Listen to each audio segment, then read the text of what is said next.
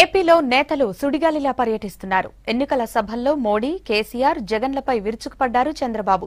టీడీపీకి మద్దతుగా ప్రచారం చేశారు దేవేగౌడ. 5 ఏళ్లలో అందరినీ మోసం చేసి ఎన్నికల ముందు కొత్త పథకాలు తీసుకొచ్చారని వైసీపీ చీఫ్ జగన్ విమర్శించారు. వైసీపీ గెలుపు కోసం షర్మిల, విజయమ్మ ప్రచారం చేశారు.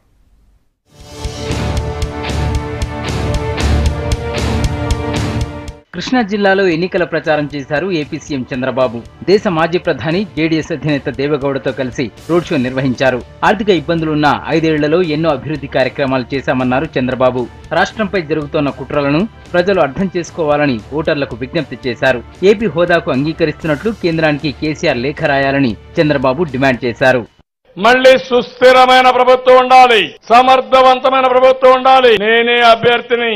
ఎంపీగా, ఎమ్మెల్యేగా నన్ను చూసి మీరు ఓటేయండి. చిన్న తప్పు జరిగితేనో అధికార యంత్రాంగం తప్పు చేస్తేనో అది మీరు దృష్టిలో పెట్టుకుని మన పార్టీకి ఓటేయకపోతే నష్టం నాకు జరుగుతుంది.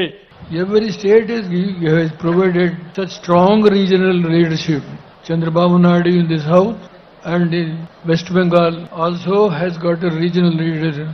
All the regional leaders was made to come together to give an alternative force, alternative establishment to challenge Narendra Modi ji. The only task what Narendra Modi says, the stability of any parties come together is a question mark.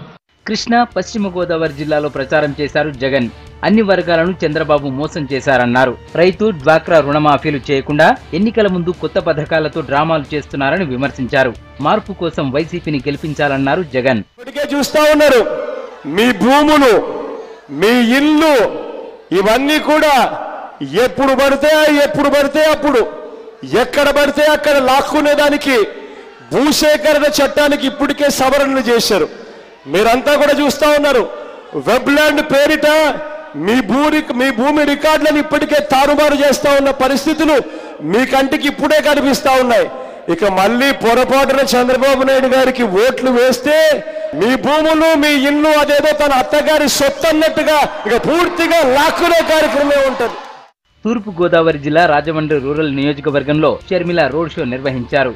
అవినీతి, అక్రమాలు, వెన్నుపోటుకు చంద్రబాబు మారుపేరని విమర్శించారు. అనంతపురం జిల్లాలో ప్రచారం చేసిన విజయమ్మ ప్రజలంతా జగన్ను దీవించాలని కోరారు.